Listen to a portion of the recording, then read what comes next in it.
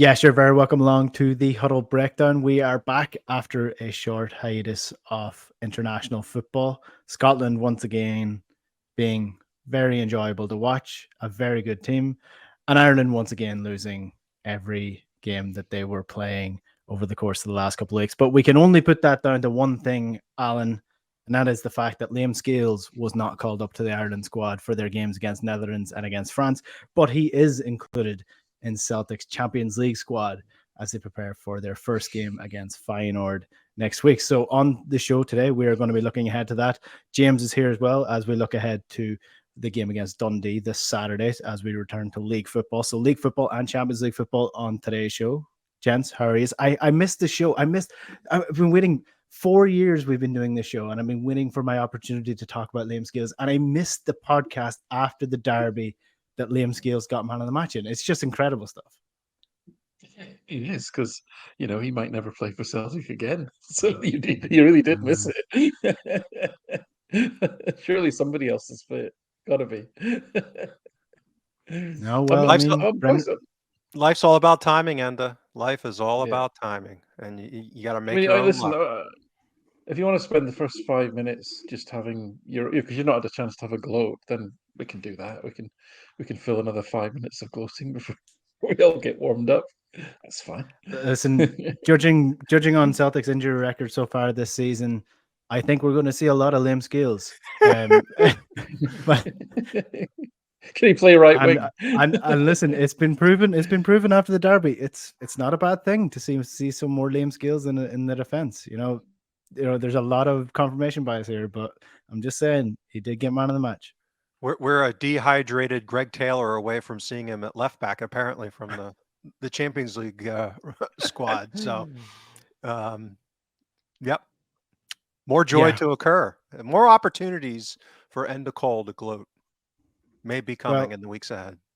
And believe you me, they will be coming, and it will happen if Liam Scales gets onto the football pitch in the Champions League against Feyenoord. We'll talk about that later on the show. Let's kick off with the league stuff because, I mean, the derby game was built up to such an extent of its importance, and it probably will prove to be vital come the end of the season. But the derby match is absolutely pointless. Getting a win like that, putting in a performance like that, without following that up with another win against a team that Celtic should be beating based upon their relative strengths. Bad news, Alan, before we go into this weekend, and that is that Liel Abada has picked up an injury on his international duty.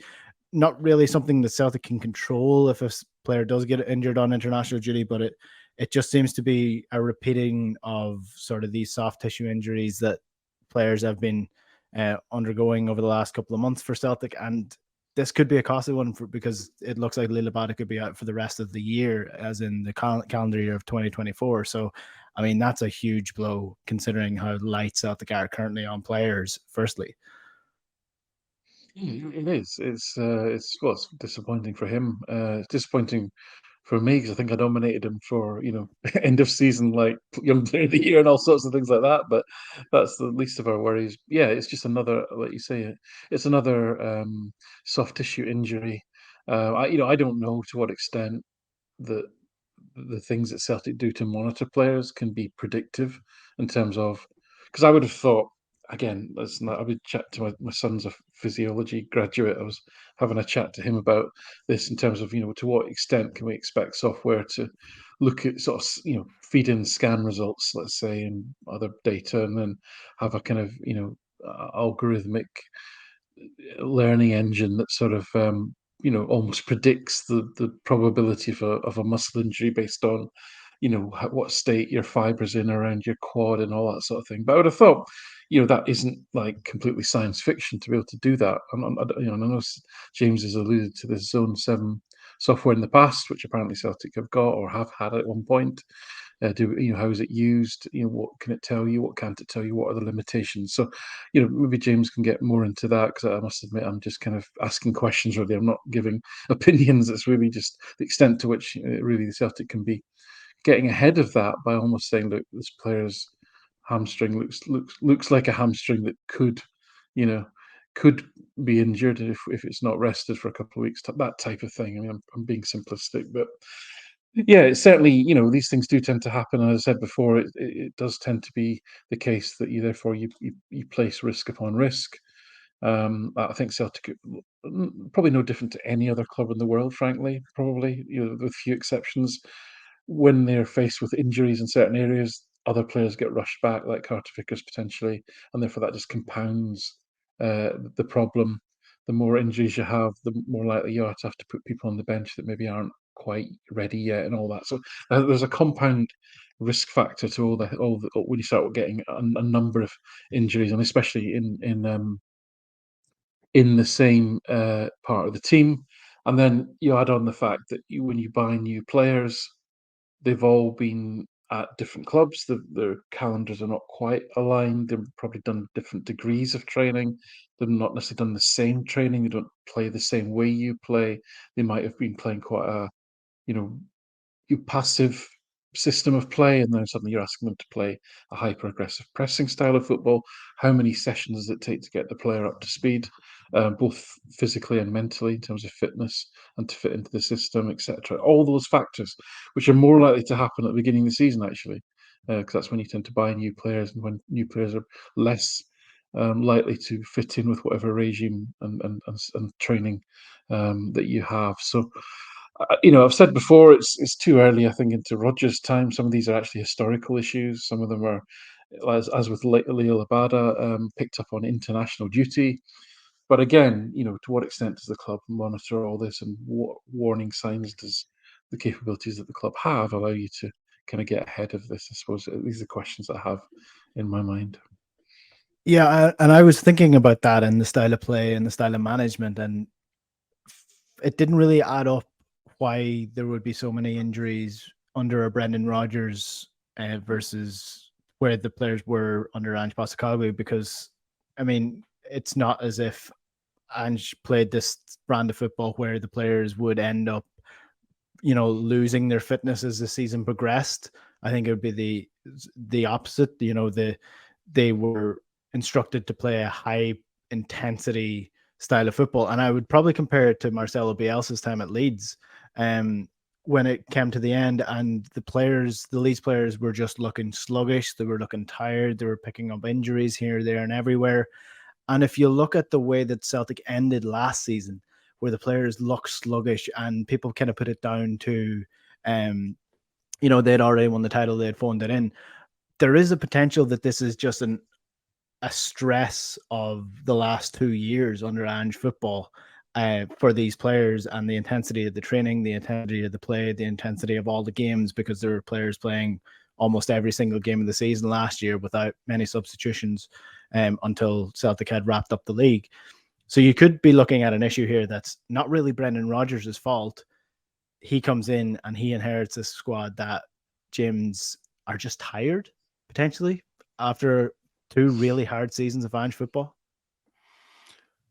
Yeah, this is a classic example of, talking on a topic where I have zero domain knowledge relative to the actual physiology part and the kinesiology and all these, Yeah.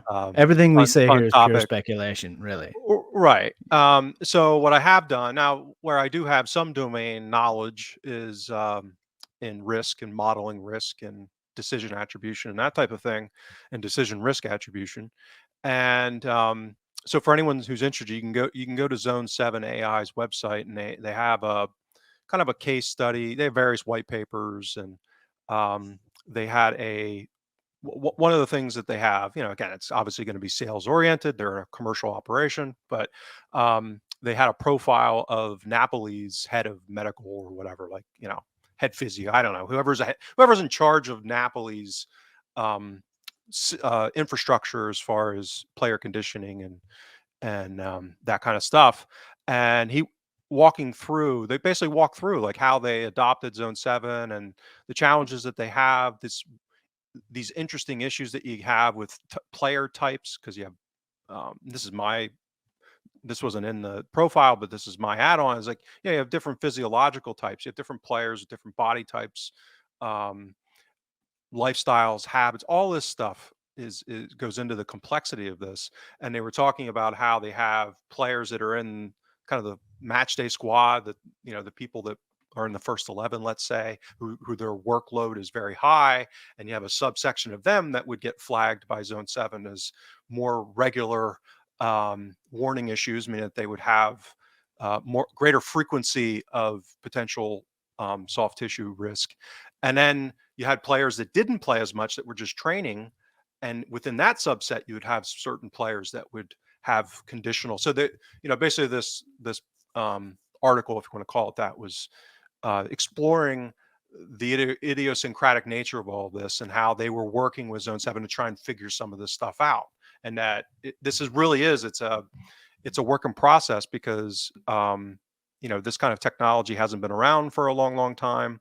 But I think there's pretty good evidence that the clubs that have been deploying these kind of methodologies, and they've been doing it successfully and actually listening and deploying it within their kind of decision-making matrix and their risk management, is that they're having a dramatic reduction in soft tissue injuries. So that this is where you get back into, you can spend all the money you want on expensive data or high quality this or the best scouts in the world. And then if you're not actually using those tools to have a coherent, high quality decision process, then, so to Alan's point, like, we don't know, it's too early, but given the kind of conditional risk that we saw going into the Rodgers era, given his track record, Celtics issues in the past with injury risk management, including under Ange, which it did seem to get better. And we talked about that. It seemed like, with the squad depth improving, and he did aggressively sub, meaning that there weren't a lot of games when he wasn't using the full 5 subs, that kind of thing, to try and manage workloads, at least theoretically. That would be a reasonable part of the explanation. So yeah, it's, in isolation, any one of these, I mean, you get the ones like Alistair Johnson, where he just gets kicked or something and ends up with a trauma event that causes an injury on international duty. To me, that's completely different than, at least the reports that I've seen today is Abada, ruptured a muscle. I mean, that's a totally different animal. Like, that's not a pull. That's a severity of muscle injury that requires usually surgery to reattach a tendon, like Kyogo had 2 seasons ago, and out multiple months. And again, I'm not an expert. I don't have domain expertise particularly, but my understanding is you don't just rupture a muscle out of nowhere, especially a professional athlete. I mean, that's not typical. There's usually a process of injury that takes place, a pull, and then you work, you play through it, or you try to play through it. That kind of thing is more likely. It's not that, again, who knows, it could be possible. But when you take the totality of this, I think, it's further, could be confirmation bias, but to me, it's another signal of worry that these issues can persist. And we're certainly in the midst of one of those episodes right now, and like to think it will get better over the season as people get back. But we're now at a point where there's not there's not much we can do until January. So we kind of just have to live with this for the time being.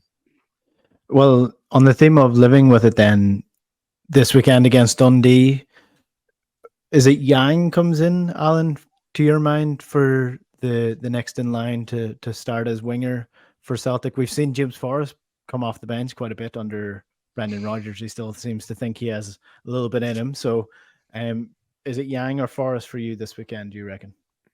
Or someone else?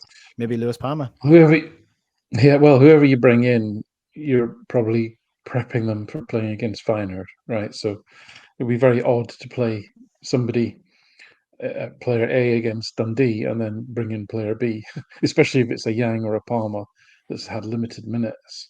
To throw them in Rotterdam would seem unlikely to me. So I suspect that we'll see, who's got the shirt, as it were, to lose on the weekend. I mean, Yang has clearly shown glimpses and probably not done anything dramatically wrong in his minutes so far.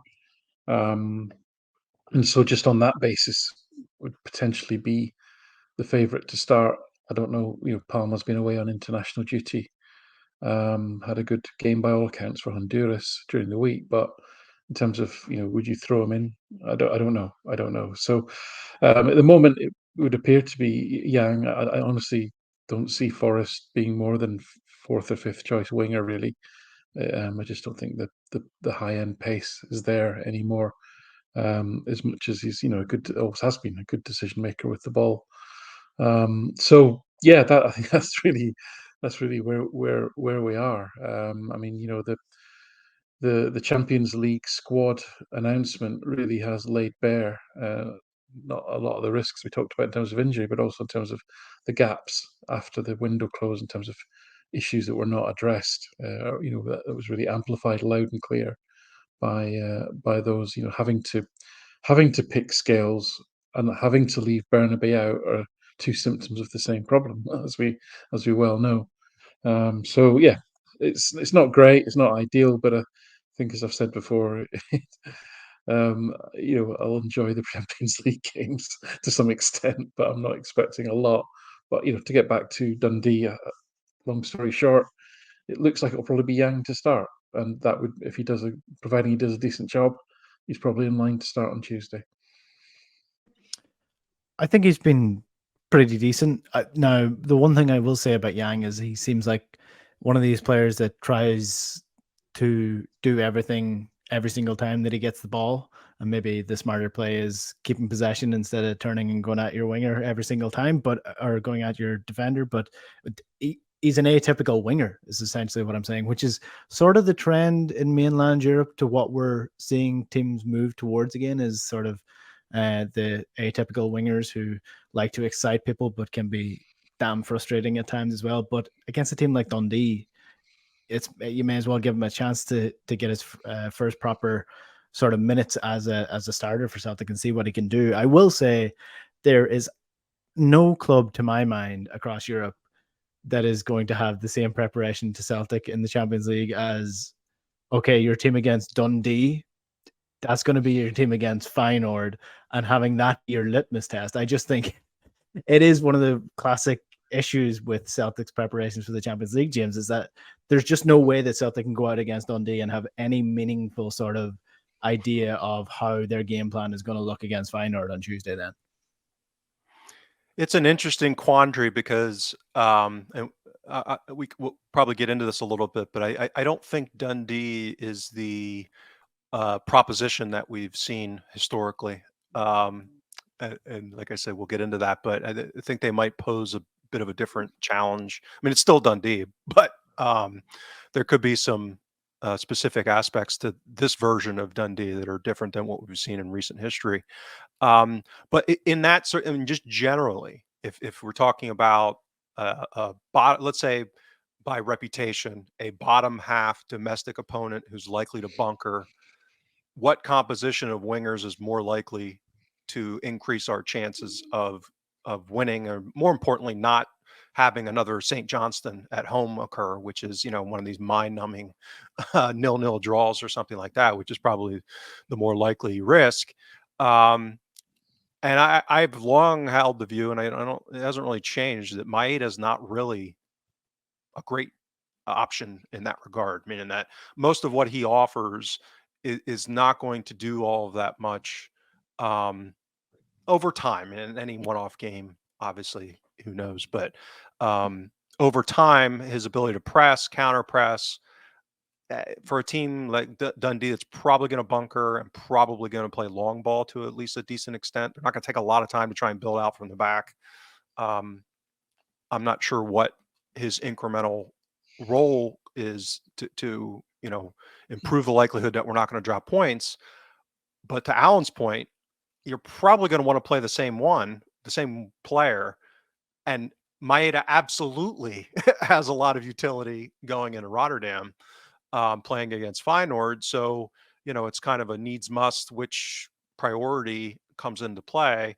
And ideally wouldn't be that big of an issue against Dundee. But as far as Yang goes, I mean, I've been in agreement that there's a lot of interesting kind of positive aspects that we've seen, but just two, and it's not even, it's basically two matches that he's got material game time in. So it's the sample size is absurdly small, but I think it does match the eye test, but also kind of benchmarks the level of that eye test, which is his turnover rate is in the first percentile, meaning that, yes, he's a winger that turns the ball over because wingers, that's what wingers do. But relative to other wingers in this very small sample size, he's done it at a rate that's very high.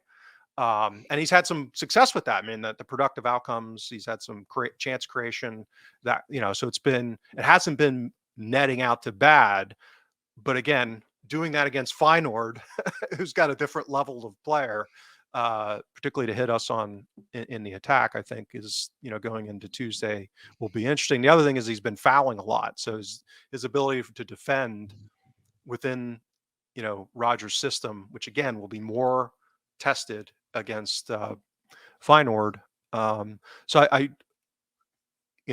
caveat, almost no sample size, but looking at his profile coming out of Korea, those were also areas that were question marks in his data profile that I did. So I'm not sure how he'll translate in on Tuesday. So, I'd almost like to see Palma and Maeda. And again, it's not anything against Yang. It's just, to me, it looks like the risk would be lower heading into Tuesday. If you're not going to kind of optimize for trying to beat Dundee at home, which in theory that shouldn't be a priority or a huge challenge. Yeah.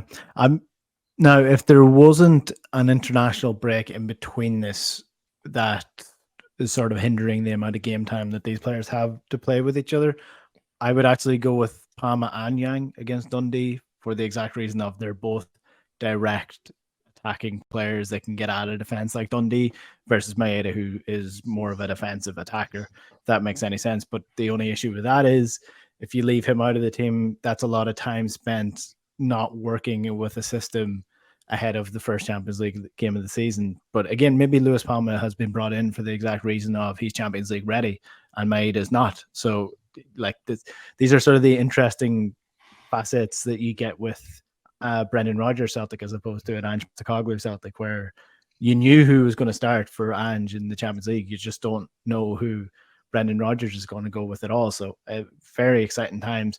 There could be a debut for two Celtic players this weekend as well. Paulo Bernardo could come into the midfield potentially, and Nat Phillips could be starting at centre back. So I think we'll start with the centre back because that's more interesting, and we get to talk about Liam Scales a little bit more as well. So do Celtic change the back line at all from the game against Rangers? Is it again going to be Lagerbielke with Scales in the middle with Taylor and Alistair Johnson at right back? Do we keep it at that, or does Nat Phillips come in for Lagerbielke because of the two absolute, bombshell moments that he had against Rangers? Oh dear. I think Phillips does come in. Listen, as I said last time, Scales had a wonderful, especially second half against Ibrox, and again, for me, it came down to he was asked to defend his 18-yard box, and he did it very well. All limbs were involved in clearing, intercepting, getting in the way off, etc., etc. Versus 5 completed passes in the half. At home to Dundee, he's going to be expected to play 100, 120 passes. He's going to be expected to, set the tempo of the game, to get the ball into McGregor's feet, into O'Reilly's feet, etc., to break that initial press. It's something that Scales has done quite well. He just does it too slowly, and that's not probably going to change a whole lot more. Would you really want Liam Scales in Rotterdam playing at centre back? I don't know a lot about Phillips, but I know he does have Champions League pedigree. He is well regarded at Liverpool. I think he's got nearly 50 appearances in the first team there. And obviously he's trying to get in ahead of the likes of Matip and Kanate and Van Dijk, etc. So it's a tough ask. So, but I honestly would expect. I think Lagerbielke, for all you rightly say, he had some horrendous moments at Ibrox. He's probably the player with the higher ceiling, the higher potential, the one that you're wanting to really develop and get used to scenarios like Dundee at home, where you need to progress the ball well, and he can maybe start to show us his range of long passing, especially, and then in Rotterdam against that quality of attack. So that's what I expect. I think that is probably tough on Liam Scales, but in all honesty, I expect Liam and his agent didn't expect to be at Celtic at this point in time, and so this is all we're all kind of in bonus territory here, if I can be a little bit sort of crass about it. I'm not going to say I'm actually, I don't mean this tongue in cheek, and I'm not just saying this because I've been a Liam Scales stan on the show, but in all honesty, I know it was one game, so you can't really say it's symptomatic of the player himself. But out of the two players playing against Rangers, Liam Scales looked far more press resistant than Lagerbielke. He looked so much more calm on the ball. And I think having that left-footed centre-back was pretty vital to Celtic getting out of their own half at times against Rangers. So that's the argument that I put forward for him over Lagerbielke for Feyenoord. I like, in an ideal world, it's going to be Cameron Carter-Vickers and Navarowski. That's the long and the short of it. That is the truth of it.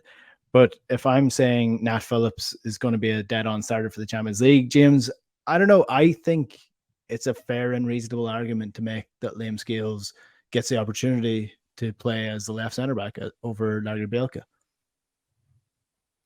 Yeah, I wish I didn't agree with you. Meaning that it's almost horrifying to think it, but I think it is reasonable to hold that view. Meaning that a month ago, the idea of Liam Scales being a reasonable option at left center back going into the Champions League probably would have gotten you excommunicated from Celtic Twitter had you uttered such a thing. But at this point, I mean, I'm not saying, I don't even know what my preference is. I mean, I see the similar issues with Lagerbielke, and I was quite concerned about his transition period when he became a Celtic signing, just because of the nature that he played at his prior clubs, and I just didn't see evidence that he had either the experience or the skill set yet to be a Brendan Rodgers center back at Celtic. So I don't think it's unreasonable to think, okay, well, the options are 1 and 1A. They're not that different from a risk and upside perspective. And maybe the left-footed nature of Scales and the fact that he did do a good job defending our box, which, let's be realistic, that's probably going to be a prominent part of the game on Tuesday. I mean, I think it would be somewhat surprising for us to go in to Rotterdam and dominate the ball and impose on a pretty good Feyenoord side. So, or a very good Feyenoord side. So, for me, it's kind of a coin flip. Like I think probably my bigger question is, I shouldn't say question, more of an uncertainty or fascination, is I'm really curious to see what Rodgers cooks up. Meaning that, what's his kind of tactical game plan, and does he do anything different from a shape perspective? Something like, going like 3-4-2-1 or 3-4-1-2, or he's used different at the back systems, and we have Alistair Johnson, who can play right center back in a 3. So I think that would make sense if you had Phillips in the middle, Scales on the left, Johnson on the right, with wing backs, and Maeda and Kyogo as the two kind of pressing forwards in a 2-2 striker system, that kind of thing. Not as an attacking focus, but more so to defend from the front. I could see that. So I'm really curious, because I think that'll play into this as well, because I don't think there's outside of kind of reputational, and he's the young guy and we put money into him. Like I just, from a performance perspective and a profile perspective, I don't see Lagerbielke being like a clear and obvious selection over Scales, as I said, unfortunately. So maybe it'll be system and tactics that dictate some of that. Yeah, So and I James, mean, sorry, sorry, Jim. Or Alan, go ahead. sorry to cut across you, and I just very quickly checked. So, you know, listen, I wouldn't normally do this because it's just too small a sample size. But just in terms of where we are for the very small minutes that both players have played this season, my sort of go-to boil down of assessing centre backs is defensive action success and possessions one through defensive action. It's really just boiling it down to their defensive action. So it doesn't. I'm not talking about passing or any other sort of on-ball activity or any attacking type metrics here. But generally speaking, these are excellent. I find excellent predictors of overall sort of central defensive quality. In fact, Lagerbielke's stats on those two metrics are significantly higher than Scales, and I mean significantly. Like, all right, Lagerbielke's numbers are already like sort of Carter Vickers level. Now, bear with me. Don't such throwing things at the screen. This is a very small sample, and it doesn't include things like error rate, which we know that Lagerbielke doesn't profile well on. So there's lots of caveats, and it's a small sample being the most caveat. But Liam Scales' numbers are kind of down near the sort of Jack Hendry type territory, whereas Lagerbielke already, but it's a tiny sample. So there is actually a case that wouldn't be a very strong case. It's not a case I'd like to make with any great conviction, just based on the numbers. But I'd want to see another, 600-700 minutes before I would commit to what I've just said. But I was surprised when I looked at it now as you were speaking that there was such a difference actually already in those numbers. Well, I'll make one more point on the Lagerbielke thing, and this isn't me trashing him as a player, by the way. That's not what I'm trying to do. But the argument that I would make is that this wasn't really a planned signing. It wasn't really a strategic move from Celtic. This was, okay, Starfelt has left unexpectedly, and his agent has lined up this guy from Sweden who is, as good at it as him, and he's come in and he's been relatively okay. I think if you're going for a defender in the Champions League, you go for the one that's not going to make the mistake that gives the ball away at the edge of the box and gives you a free shot on goal, because Celtic have been punished by that over the last couple of years in the Champions League. And Liam Scales could do that, and Liam Scales was at fault for, I think it was a Betis goal, might have been, was it the Betis game that he played in? And he was at fault for his positioning and things like that. So I'm not saying he's flawless, but I just think he's less error prone, which I think will be. I think that right. So this is, I think, the the devil versus the potential devil that you kind of don't know yet, which is, we know that Scales has that in him, and that even his season at Aberdeen, that was a problem area at that level. So it's only, I think, reasonable to expect that that's not going to scale well if he's asked to play on the ball. So this goes back to the issue of, what does Rodgers ask of his players? What position does he put his players in relative to a tactical game plan? Because I think it's completely different if we set up in a back three, Scales as the left center back, and he's not asked to be a ball playing, like, try to absorb the pressure with Joe Hart behind him of a very athletic and young, dynamic Feyenoord team that is pretty good at pressing. That's different than, get it the hell out of here, right? And let's go a little old school and use Maeda and Kyogo to try and get him behind and hit him on the break and hit him in the channels, that kind of, you know what I mean? So I don't want to see either one of them be asked to be, dominant on the ball center backs in this game.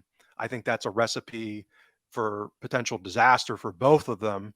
I think Lagerbielke doesn't have as much evidence that that's the case from a statistical perspective, but so I'm extrapolating some of that just based on what I have looked at his track record and the fact he hasn't really been asked to do this that much. And statistically, his passing looks a little iffy in the short and intermediate term range, and his turnover rate, that kind of thing, historically. So I just, it's which of lesser two kind of not ideal options do you end up going with? And this is where I say the preference would be to set up kind of a game plan with this in mind and not be like Ange would be. I think Ange would probably be more doctrinaire and just saying, okay, we're going to do this anyway.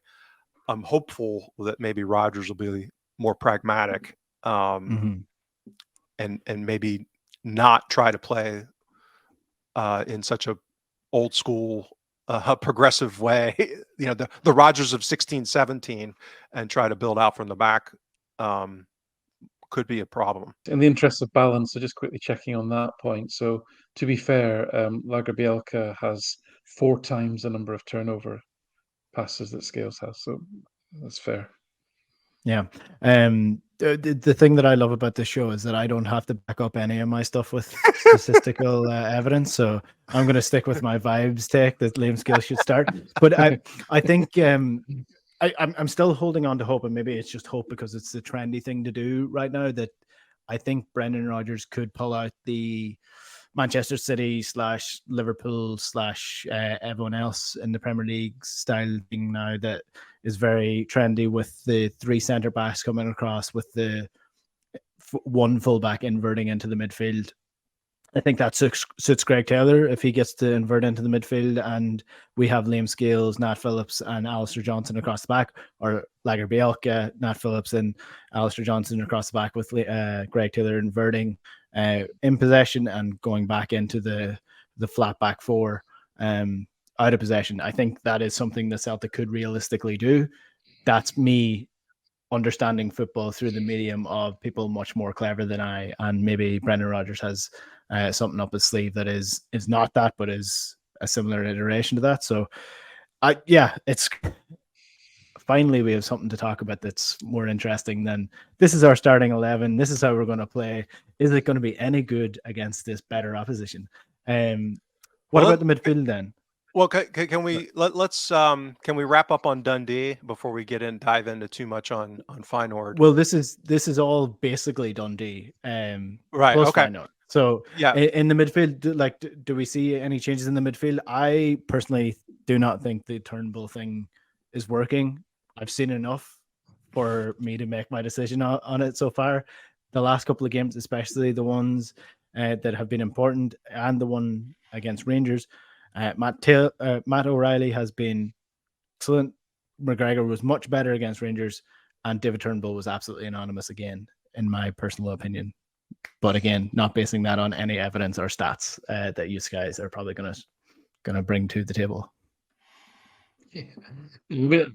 So, and as I said last week about Turnbull, he was actually very good off the ball. He was excellent actually in the first half. Him and O'Reilly combined well to really stop Jack and Raskin getting the ball forward almost at all actually in that first half. Then I think he did tire in the second half. He did nearly all of his good work off the ball, to be fair to him, which is not really his game.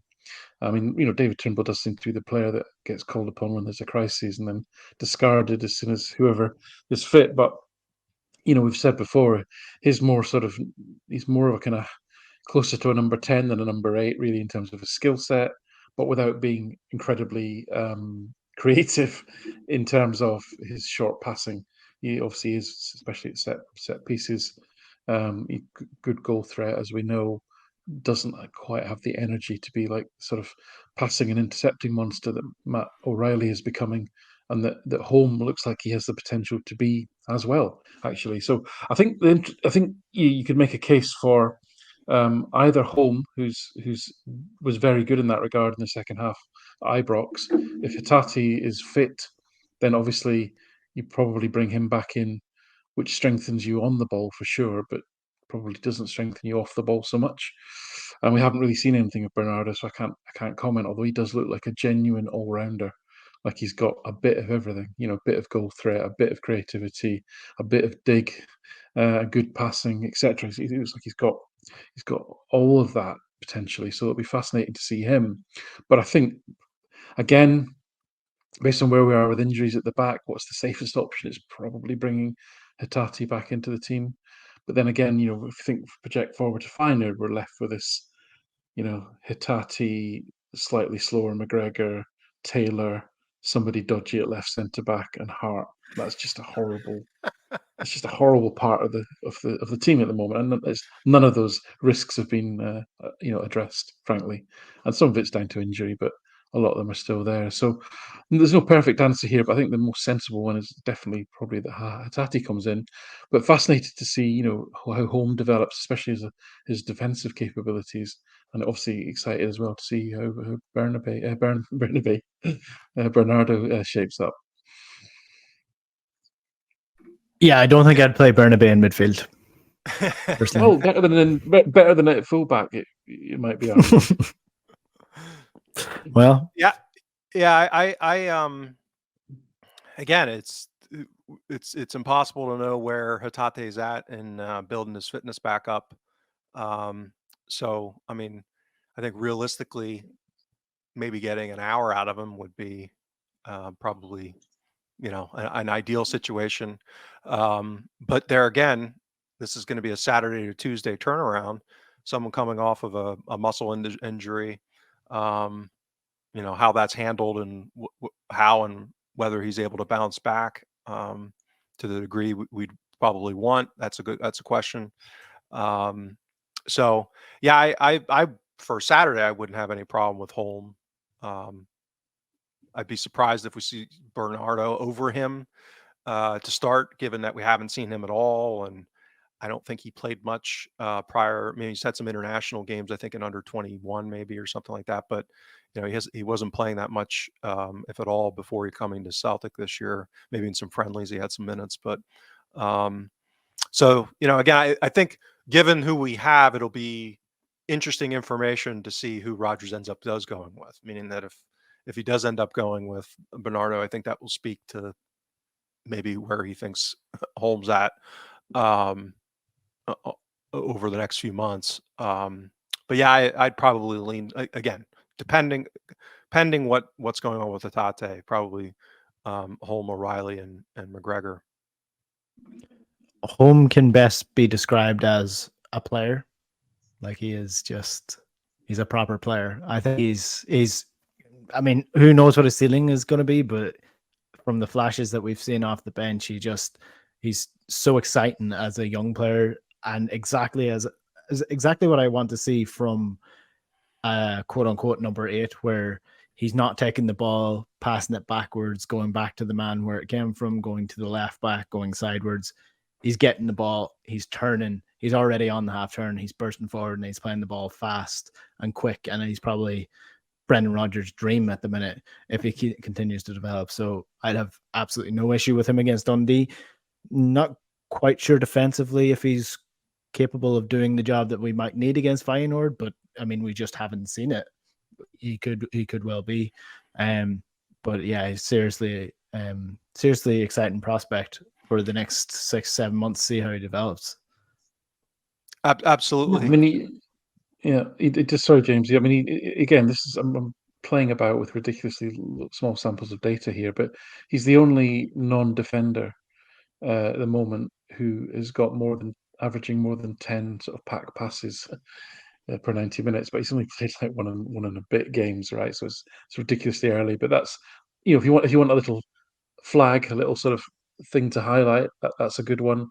And the other sort of key stat from last week was the number of pack turnovers, which he had 5, which is an incredibly high number given that he was on the pitch for only 26 minutes or whatever it was, which speaks a little bit to his defensive positioning, his anticipation, his awareness, being in the right place at the right time from a defensive point of view to pick up loose passes and so forth. So that really speaks to all that. So these are little signals. They're not definitive evidence. They're just little signals of some of the things you talked about there, Enda, that are promising. But promising. This is the frustration for me. I mean, promising is great, and we want to see lots of promising in the squad, but we're talking about promising in the context of hoping to get anything out of Rotterdam, and I find that really strange. But we've had this debate before.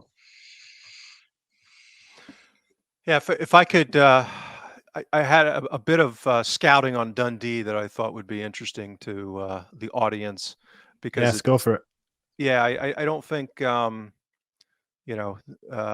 most people don't waste their time like I do on looking ahead to how Dundee might be comprised this season, and I only dove into them a little bit more than usual, which is just a passing look normally, because some flags jumped up right away.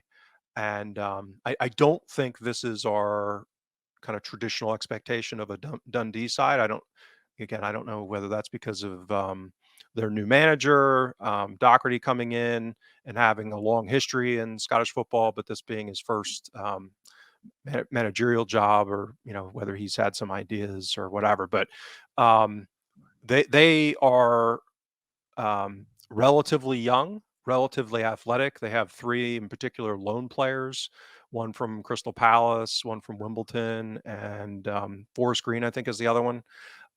At central midfield is one of them, and then two of them are forwards. One's a 6'4". At least that's what Wisecout has him listed as. He looks at, just somewhere around there. He's a big guy. Let's put it that way. And so the way I'm thinking of this is that they're basically and looking at how they've been playing, they map very similarly to St. Johnston, meaning that they don't try to be something they're not.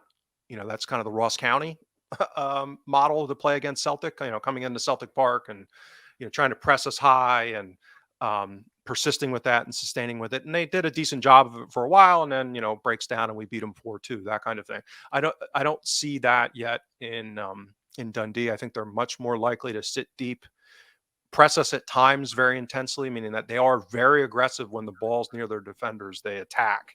So they're very young, athletic, and aggressive, but it seems like they're pretty smart about it. They're not kind of flailing about. So I could see them basically being a higher quality version of what we faced against St. Johnston when we drew 0-0, which, again, that was a comfortable game in a lot of respects, a very disappointing one, but I see Dundee being at least one, maybe two levels above what St. Johnston's doing, not only from it looks like from a coherent perspective, but some of the players that they have seem to be a material improvement compared to what we've seen, particularly from an athletic profile perspective, than in the past. So, again, still shouldn't be a situation where it's a game we don't control and win comfortably. It's just, if you look at the skew of risk, I'm a lot more nervous now than I normally would be. So is that, when I say a lot more, normally it would be like a 0.5% concern, and maybe it's like a 5% concern now. So it's still really, really low, but a lot higher than it would normally be going into a home match against Dundee. Yeah, I think the only way to find out what height that guy is to put him beside Stephen Welsh, and then you can then you'll know for sure by judging the difference.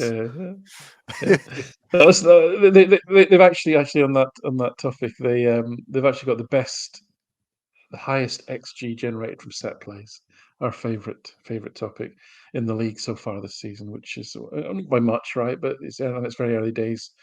They're another one of these teams. There seems to be a trend this season, or maybe it isn't a trend, and I've only just started noticing it. It's probably more likely.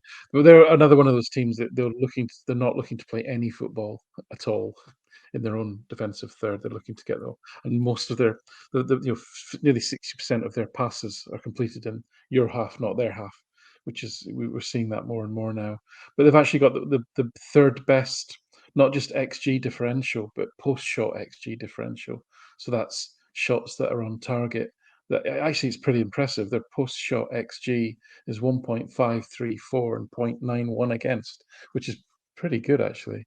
So I mean, it's actually pretty similar to the Rangers one, to be fair. So they're not to be underestimated, I don't think. And as James says, they seem to be going down the Ross County route in some respects. What Ross County did well, I think, was source loan players especially from England, and accepted the fact that they were only going to be there for a season and that they were going to have some turnover. But if you can get a player in who does well, plays loads of minutes, and raises their profile, then you're going to get more clubs coming to you and say, well, can you do the same thing for this guy, type of thing. So it's not a bad model, and it's a better model than traditional Dundee model of getting into debt and then going into administration, which is something that club's done a few times. So yeah, definitely a different proposition, I would say, than the last time we played Dundee. We were just an awful mess a couple of years ago. So then, in conclusion to this podcast, which ended up being more of a Feyenoord preview than a Dundee preview, which is, I think, fair enough. What are we thinking for this weekend? Are we thinking it's going to be, this is almost a show of the cards from Brendan Rodgers of how we're going to play, or the team that's going to play at least? Or is this going to be just a continuation of league football, maybe hopefully better than what we've seen so far this season? Maybe an improvement on some of the patterns of play that we've seen against Rangers, which were good and promising. Or is this going to be, like I said, is this going to be like a tester for Feyenoord, as much as a tester you can get from Dundee for playing Feyenoord? Yeah, I think it's all and none of the above, meaning that they're going to play. I would expect them to play nothing like Feyenoord, a completely different type of game, a different kind of challenge from a strategy perspective.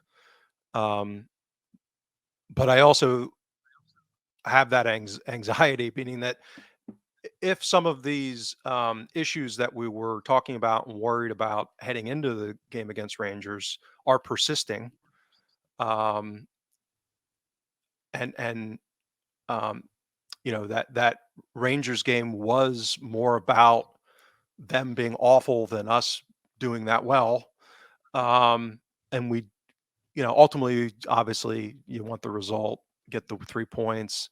But if it's not a dramatic improvement in kind of quality of performance, I think that's going to be concerning. And I'm very kind of nervous going into Tuesday. I mean, I think Feyenoord is a rough matchup for us. I mean, obviously we talked about it last week that, you know, there were no great options in that pot one. There never is. Maybe Frankfurt last season would have been the easiest that we've seen in a while. And I'm say easiest relative. I mean, still a good team, but Feyenoord. I did a thread last week. I mean, Feyenoord to me are like a litmus test for us, meaning that they're kind of where we should be on a club basis, meaning that they haven't been the most innovative, they haven't been the most forward-thinking club. They're going through a talent cycle right now, meaning they've got a pretty good influx of, whether it's through transfer market or their own development. Like their current squad is at that nice bulge where they got a bunch of young, good players. They haven't sold a bunch of them yet. They've been selling one maybe a season and then reinvesting it and doing a pretty good job, all things being equal. So they're very young, they're very athletic, they're very aggressive. So, if we were at full strength, I'd be like, oh, this could be a really good game. Like, you know, we could give them a shot, give them a good game and either win or lose 4-3, kind of like the Ange at Betis game. That kind of high tempo back and forth match. I just don't, given our current state, I'm really worried that we don't have what it takes to go toe to toe. And then it comes down to, okay, how do we actually manage the game? And whether or not we're in a situation where it's almost like no matter what we do, it's going to be pretty rough. And that's kind of where I'm falling down right now, is that I'm having a tough time thinking about what our pathway is to getting a result outside of, just kind of one of these wacky variance games where they can't get a shot on target and Joe Hart's stands on his head. Or there's like, a red card for them, or some kind of weird confluence of errors on their part. But yeah, to me, it's a pretty tough matchup. You're concurring, Don? It will be. I mean, admittedly, I've not really seen much of them based on the data. It doesn't look like they're a massive pressing team. They seem to be very low on interceptions, tackles, even fouls in the Dutch league. Certainly, I was looking at, almost like the lowest of all of those categories, which doesn't suggest a team that is pressing particularly high. They're a possession-based team. Their shape will be very similar to Celtic's. It will be either a 4-2-3-1 or 4-3-3 type variant, very similar, very possession-based. I think the average 63% possession in the Dutch league. They're fair again. If you look at sort of Opta do a thing where it's speed, directness, speed up to getting the ball up the pitch versus number of passes in a sequence. They're very similar to Celtic, very similar. I don't suspect they don't hardly ever play any long balls at all. Whereas Celtic under Rodgers, we are playing more early balls. Although with some of our slow build-up play is slow, we're also the varieties. We're pinging long balls into Maeda or Kyogo on occasion. Don't think you'll see that with Feyenoord. So, as I say, I think their main keeper is injured. Their main right back is injured. So they've got a couple of key players out as well. But their attack looks pretty potent. They lead the league in terms of number of shots on target per game, on XG, on goals scored, all that really, and also they are nearly double the number of efforts that they get from set plays again, which is another concern. More than double any other team in the Dutch league. It's only four. I mean, most teams have played 3 games. They've played 4, but there's a little bit of skewing there. 2 of their league games are against teams that look like they're going to be at the bottom of the league, and the Dutch first division is a little bit skewed in terms of it's 18 teams, and the ones at the bottom you can often see 8s, 9s sometimes. So they've had a couple of those sort of big wins against bottom teams. They had a derby away at Sparta and kind of got a 2-2 draw of a game they dominated. And I think they drew at home to a team I can't remember. But so it's a bit mixed in that respect. They lost the Super Cup, the Johan Cruyff Trophy. One interesting little minor stat compared to Celtic was how many meaningful preseason games did Celtic play? About 3? Is it 4? They played 9 preseason friendlies. So they're probably a little bit more up to speed than what we are in that respect. But I don't know. I'm not as maybe not as worried as James, because I just see a lot of. It looks to me like there's a potential for the teams to cancel each other out, I guess is what I'm going to say. I suspect they've probably got better quality overall, but I think if I don't think we're going to go gung ho under Rodgers. I really don't. I think we'll be a little bit more pragmatic, but I don't think getting something out of the game is unthinkable. I guess would be perhaps my optimistic view. If you ask me to design a team that Celtic were going to play in the Champions League that are better than us, I would ask for a team that's not going to launch the ball over the top of us and not going to press us very high, because that is Celtic's weakness. Now, what I do fear is, and I always find this fascinating, because watching Celtic in the Champions League is almost identical to watching Ireland in international football. And what has caught Ireland out over the last couple of while is that they're playing opposition that's better than them. They're doing really well because they've got their game plan right, and then the opposition make one change to their sort of game plan, and it just flips the game entirely. And that's sort of where I fear for Celtic in the Champions League this year. It's not that I don't think Celtic can go toe to toe or stay in games. It's that I think that we'll have a game plan. We'll stick so rigidly to those sort of game plans because these are the sort of games that are going to need every player to work on his role at a 100% capacity. But better teams with better players can change things much quicker. And I think that's what might catch Celtic out this year in the Champions League, is that they might look great for the first 20, 30, 40 minutes. But then as soon as the opposition manager makes a change to their setup, I think that's where Celtic will struggle. So that's where I sort of fear against Feyenoord, is that we might look good for 40 minutes, but then in the second half, Feyenoord will start to take over. Yeah, I guess I'm probably a little bit more worried about what they'll do with pressing. Their pressing's been, I don't know how to characterize, like uneven. I mean, depending on the quality of their opponent. So, for example, in the Europa League last season, they were actually quite aggressive in their pressing. And domestically, when they played, kind of clubs near them like PSV and such, they tended to be more aggressive. So I'm guessing that, and in theory, if they're doing any scouting of our team, unlike Rangers, they're apparently they're probably going to identify that as a potential vulnerability that they at least want to explore and test. So I'll be surprised, particularly at home, meaning on Tuesday, them playing at home, if that's not part of what they try to do. The other part is the other thing that they've really excelled at, even domestically, relative to, we're talking about Ajax, Alkmaar, PSV. So they've got benchmarks domestically that are of a pretty high quality. They've been very good the last 2 seasons on a comparative basis in kind of advancing the ball. So whether that's through dribbles and or carries. And that, to me, and again, this comes down to how are we going to play?